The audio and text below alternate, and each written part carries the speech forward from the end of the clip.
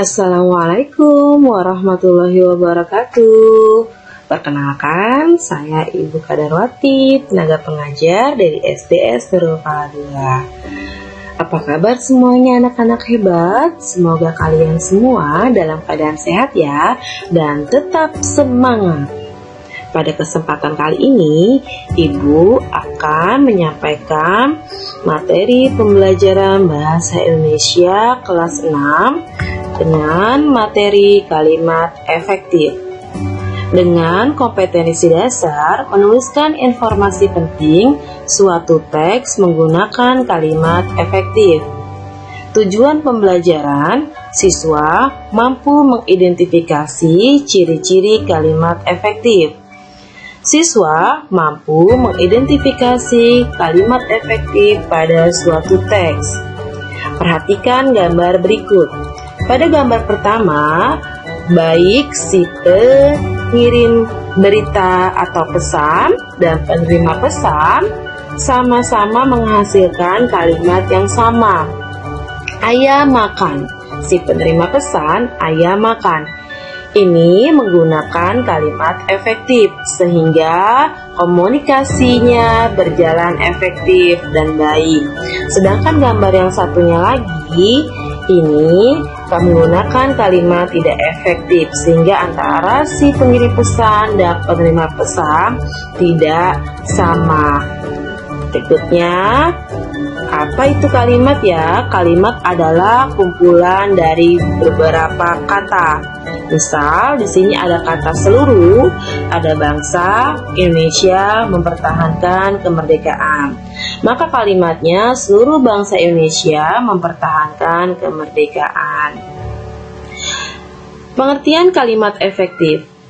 Kalimat efektif yaitu kalimat yang memiliki susunan sesuai kaidah bahasa Indonesia yang tercantum dalam pedoman umum ejaan bahasa Indonesia dengan menggunakan kata yang sesuai. Seperti pada kata-kata berikut ini. Ada kata baku dan kata tidak baku. Contohnya pada kata tidak baku praktek menjadi bakunya praktik. Kata tidak baku jadwal menjadi jadwal kata bakunya. Pada kata tidak baku zaman berubah menjadi kata baku zaman. Yang kedua adalah kalimat efektif memiliki susunan yang berurutan, yaitu ada subjek, ada predikat, ada objek, dan ada keterangan. Ciri-ciri pada kalimat efektif yang pertama yaitu memiliki unsur penting atau pokok. Minimal memiliki unsur subjek dan predikat. Subjek merupakan pelaku, predikat merupakan kata kerja atau yang dilakukan oleh subjek, objek merupakan aktivitas subjek, keterangan merupakan penjelasan di mana, kapan, dan bagaimana suatu peristiwa terjadi dalam kalimat.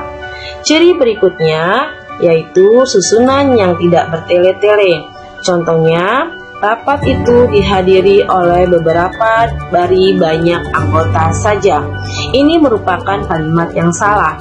Kalimat yang benarnya, rapat itu dihadiri oleh beberapa anggota. Ciri yang ketiga, susunan informasinya dapat langsung dicerna dan sesuai dengan nalar atau logis. Contohnya, agar tidak banyak memakan waktu. Ini merupakan kalimat yang salah. Bagaimana kalimat yang benarnya? Yaitu agar tidak terlalu lama. Ciri berikutnya yaitu sesuai dengan EYD, ejaan yang benar. Pada contoh yang pertama, yaitu kalimatnya berbeda pada 13. Pada kalimat yang pertama, 13-nya tertulis dengan nama bilangan, sedangkan kalimat yang kedua menggunakan angka. Maka kalimat yang kedua adalah kalimat yang salah. Lalu contoh yang kedua, pada kalimat pertamanya yaitu dengan kata PR. Di kalimat kedua, pekerjaan rumah. Jadi kalimat kedua adalah kalimat yang baku atau yang benar. Ciri yang kelima, memberikan informasi secara jelas kepada pembaca atau pendengarnya. Contohnya, ayah membeli 7 karung beras. Ini merupakan kalimat tidak baku atau tidak efektif. Bagaimana kalimat efektifnya? Ayah membeli beras sebanyak 7 karung. Contoh yang menggunakan pola SP. Fatimah sebagai subjek, ingin mengaji sebagai predikat. Lalu contoh kedua, Wina makan. Wina sebagai subjek, makan sebagai predikat. Contoh yang menggunakan pola SPO. Ayu sebagai subjek, sedang bermain sebagai predikat, lompat tali objek, ibu mencuci baju. Ibu sebagai subjek, mencuci sebagai predikat, baju sebagai objek. Contoh berikutnya yang menggunakan SPK. Windah sebagai subjek, tidak masuk predikat karena sakit. Keterangan. Ani mengambil buku di rumah Fikri. Ani sebagai subjek, mengambil buku predikat di rumah Fikri. Keterangan. Berikutnya yang menggunakan pola SPOK. Kami sebagai subjek membereskan predikat, rumah objek bersama-sama. Keterangan. Ayah sedang menikmati singkong rebus di teras depan.